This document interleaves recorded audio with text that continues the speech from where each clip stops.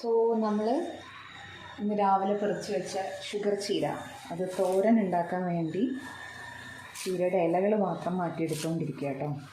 നമുക്ക് ചീര വൃത്തിയായിട്ട് കഴുകിയെടുക്കാം.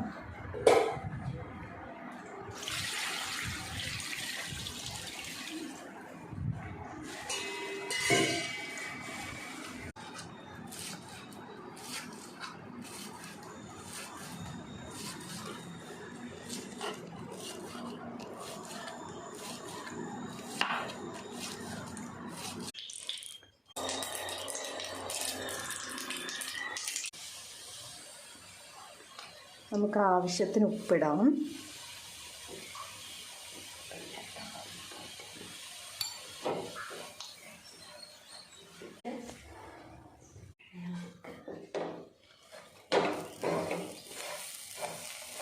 സോ നമ്മൾ ഇത്തിരി ജീരകം കൂടി തേങ്ങയുടെ കൂടെ ഇട്ടിട്ട് അത് ഒന്ന് ചെറുതായി ഗ്രൈൻഡ് ചെയ്ത് ഇതിലേക്ക് ഇട്ട് വയ്ക്കുക കേട്ടോ. എന്നിട്ട് മിക്സ് ചെയ്യാണ്.